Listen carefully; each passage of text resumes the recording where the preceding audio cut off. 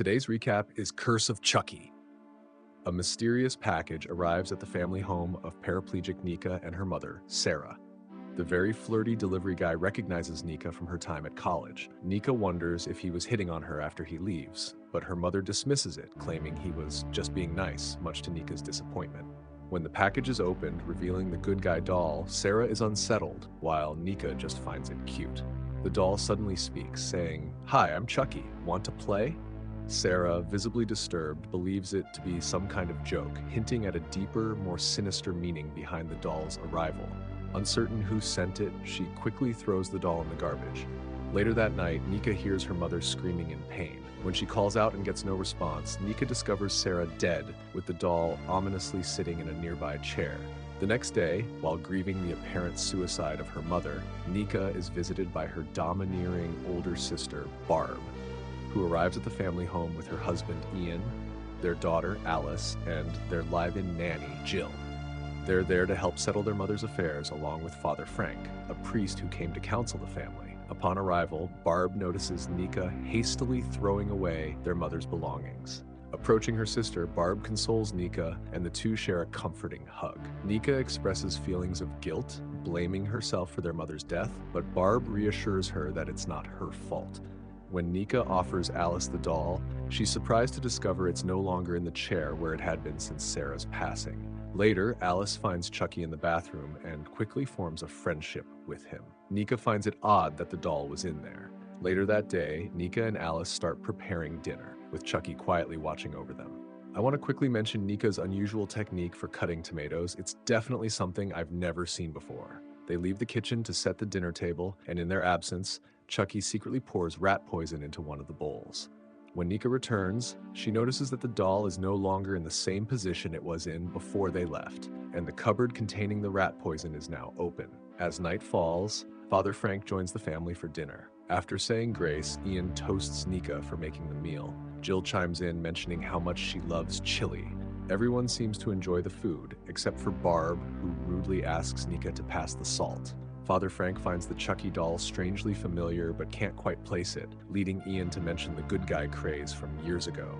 When Alice comments that her food tastes funny, Barb tells her it isn't that bad. Suddenly, Father Frank begins to feel unwell and announces that he needs to leave, citing a meeting at the church. He thanks Nica for the meal and apologizes for his hasty exit. Shortly after, emergency personnel arrive at the scene of a car accident. They find Father Frank disoriented and pinned at the throat by the roof of his car. As firefighters attempt to remove the car's roof, they unintentionally sever his head. Back at the house, a thunderstorm rages outside as Nica, Barb, Jill, and a half-asleep Ian watch old home movies. While watching, Nica spots a stranger in a fun shirt in one of the videos and asks Barb if she recognizes him. She doesn't. Suddenly, Alice comes downstairs to inform everyone that Chucky is missing. Nica then finds the return address from the package Chucky arrived in and attempts to call the delivery company, only to discover she has no signal, likely due to the storm. Jill takes Alice to bed and then begins searching for Chucky.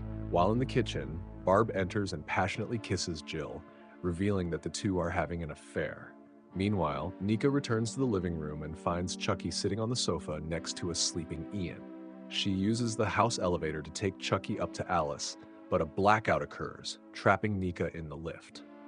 Once the power returns, the elevator takes Nica to the second floor, where she reunites Alice with Chucky. Alice then notices a cut on Nica's leg. Barb assumes this must have happened during dinner prep. Given Nica's unusual tomato cutting technique, Barb's assumption isn't far-fetched. After everyone heads to their rooms, Nica makes a call to delivery company and learns that the doll was sent from an evidence depository. Before she can get more information, the call drops.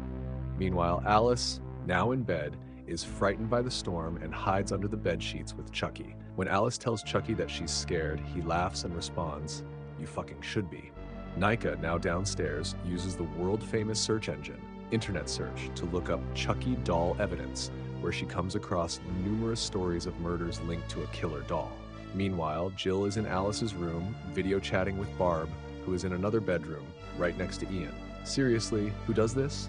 Oh yeah, freaky mime roleplay. During the video chat, Barb, mistaking what is obviously a doll for her daughter, tries to warn Jill that Alice is awake. Eventually, Jill looks down and sees Chucky holding a knife. Chucky then kicks over a bucket of rainwater which flows to Jill's feet and connects with a power outlet, electrocuting her to death and causing another blackout. As all this unfolds, Nica discovers and opens an image of the infamous serial killer Charles Lee Ray, whom she recognizes as the man with the fun shirt from the old home movie. Meanwhile, with the power out, Barb decides to go check on Alice, and the now awake Ian questions who she's really checking on. Barb plays dumb, but Ian reveals that he installed a nanny cam on Chucky and knows about the affair. Frazzled, Barb leaves the room as Ian puts in earplugs to tune her out. Barb finds Chucky sitting on the stairs leading to the attic. Meanwhile, Nica, now convinced that something is inside the doll, calls out to Barb from downstairs. Misunderstanding, Barb thinks Nica is talking about the nanny cam and gets upset at her for not mentioning it sooner. Frustrated, Barb continues holding onto the doll and heads into the attic to search for Alice.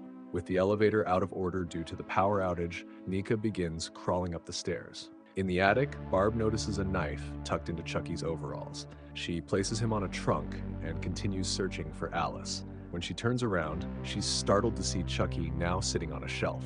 Noticing that parts of Chucky's face are peeling, Barb begins to peel off the plastic, revealing his stitches and scars underneath. Suddenly, Chucky springs to life, lunges at Barb in an attempt to have a cheeky little nibble, causing her to fall over. Chucky jumps down from the shelf, holds Barb at knife point, and quips, "You have your mother's eyes, and they were always too fucking close together," before stabbing her in the eye. As Nica finally reaches the attic stairs, the door swings open and Barb's eyeball rolls down, followed by Barb herself, now lifeless. Chucky reveals himself to Nica, who quickly grabs a wheelchair from the hallway closet. As she attempts to flee, Chucky taunts her, saying, "I'm going to get you." Nica speeds away with Chucky right on her tail. She pauses at Alice's room, only to find that Alice has disappeared and comes across the remains of Jill. Nica manages to reach Ian and locks the bedroom door before frantically explaining the situation. Skeptical of her story, Ian carries Nica downstairs and wheels her to the garage. Before he heads back into the house to search for Alice, Nica warns him to stay away from Chucky. However, Ian, lacking valuable context, thinks she's nuts. Meanwhile, Chucky locks himself in a car in the garage and starts the engine, attempting to kill Nica with carbon monoxide poisoning. Nica finds a hatchet and smashes a car window, trying to get to Chucky. However, Chucky swallows the car keys before she can grab them, much to her frustration. Ian returns to the garage and sees Nica holding the hatchet. Now suspicious that Nica might be the one responsible for the murders, Ian disarms her. The stress of the situation, paired with her unspecified medical condition, causes Nica to suffer a heart attack and lose consciousness. When Nica regains consciousness, she finds herself tied to her wheelchair as Ian begins reviewing the nanny cam footage. The footage clearly reveals that Chucky is alive and has locked Alice in a closet after hurling a barrage of curses at her. There's a lot of cursing in this movie, as the title of the movie suggests. Chucky then uses Nica's wheelchair to run Ian over. He follows this up by doing this to Ian. Ouch. As Nica breaks free from her restraints, Chucky retaliates by lodging the hatchet into her knee. Despite the injury, Nica manages to deliver a surprise punch that knocks the killer doll out. Chucky quickly gets back up, but Nica, seizing the opportunity, removes the hatchet from her knee and swings it at Chucky's melon, causing it to pop off. Nica tends to her wounds with her back turned to Chucky, who reattaches his head and then grabs her wheelchair. He pushes her down the hallway and over the balcony, sending her crashing to the ground floor.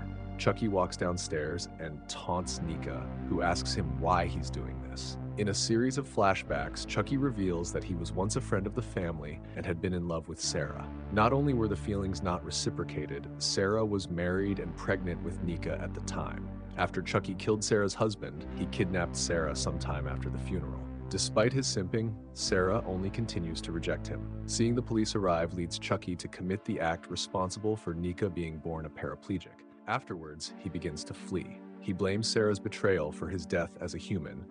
Nica mocks Chucky's completion anxiety, catching him off guard. Just then, the power returns for just enough time to allow Nica to make it into the elevator.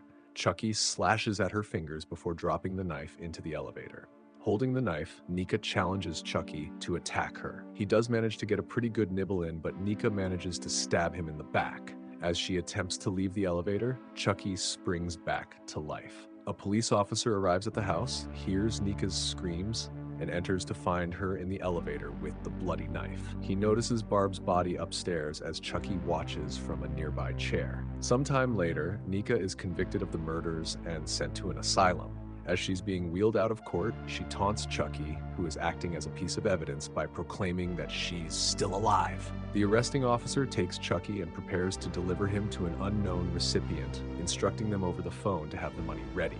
He notices the plastic bag containing Chucky moving due to the doll's breathing. Tiffany suddenly appears in the back seat and slits his throat. She then mails Chucky to his next target. Alice, now living with her grandmother, returns home from school and encounters Chucky. When she inquires about her grandmother's whereabouts, Chucky responds, "In the cellar." He then persuades Alice to play a game of hide the soul. As Chucky begins the chant to transfer his soul into Alice's body, the camera pans away. In a post-credits scene, Chucky is delivered to a now adult Andy Barclay. As Andy turns away to answer a call from his mother, Chucky begins cutting his way out of the package. Chucky glimpses an old photograph of young Andy and his mother before focusing on Andy himself. Anticipating Chucky's move, Andy aims a shotgun at the doll's head and then pulls the trigger. And that's Curse of Chucky. Thank you so much for watching until the end of the video. Consider giving us a like as it really helps out the channel, and be sure to subscribe and hit that bell as I post content like this on a regular basis. Let me know what you thought of the movie in the comments below. This video's word of the day is cachinnate, which means to laugh loudly. Thanks again for watching, and until next time, bye-bye.